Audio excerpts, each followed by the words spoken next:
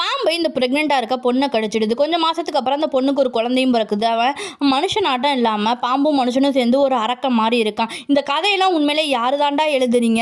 இதெல்லாம் பார்த்தா உங்களுக்கே சிரிப்பாக வரல. நானும் பைத்தியம் மாதிரி இதுக்கு ஒரு வீடியோ வேற போட்டுக்கிட்டு இருக்கேன். சரி வாங்க அடுத்த கதைக்கு போவோம். கொஞ்சம் வருஷம் கழிச்சு இவனுக்கு கல்யாணம் வேற பண்ணி வைக்கிறாங்க. அதுக்கு ஒரு ஏழ்மையான வீட்டில் உள்ள பொண்ணை பார்த்து அவளுக்கு அதிகமாக அவங்க வீட்டில் காசை கொடுத்து அந்த பொண்ணை இழுத்துட்டு வந்துடுறாங்க. இழுத்துட்டு வந்து இவனுக்கு கல்யாணம் பண்ணி வச்சிடறாங்க. இப்போ ஃபர்ஸ்ட் நைட் வேற இவனுக்கு ஒரு கேடுன்னு ஃபர்ஸ்ட் நைட் ரூமுக்குள்ள வேற அந்த பொண்ணை அனுப்பி வைக்கிறாங்க. அந்த பாம்பை பார்த்ததுமே அவள் பயந்துக்கிட்டு அந்த ரூமை விட்டு வெளியில் ஓடி வந்துடுறான். அந்த பையனோட அம்மா அவனை கட்டாயப்படுத்தி அந்த பொண்ணை கட்டாயப்படுத்தி மறுபடியும் அந்த ரூமுக்குள்ளே பிடிச்சி தள்ளி விட்டுறாங்க.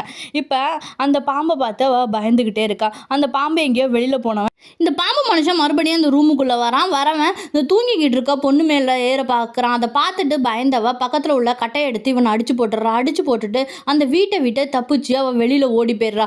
ஓடுறவளை விடாமல் இந்த பாம்பு மனுஷனும் துரத்திக்கிட்டு இருக்கான். இப்போ இந்த ஓடி போன பொண்ணு என்ன பண்ணுறான்னா இந்த நாடோடிகள் குரூப் இருப்பாங்கல்ல, டான்ஸ் ஆடிக்கிட்டு அவங்கள்ட்ட போகிறா. இப்போ அந்த பாம்பு மனுஷனும் அவளை துரத்திக்கிட்டு அங்கே வந்துடுறான். இவனை பார்த்தவங்க ஒரு பெரிய கம்பி எடுத்துகிட்டு வந்து இவனை அடிக்க வராரு.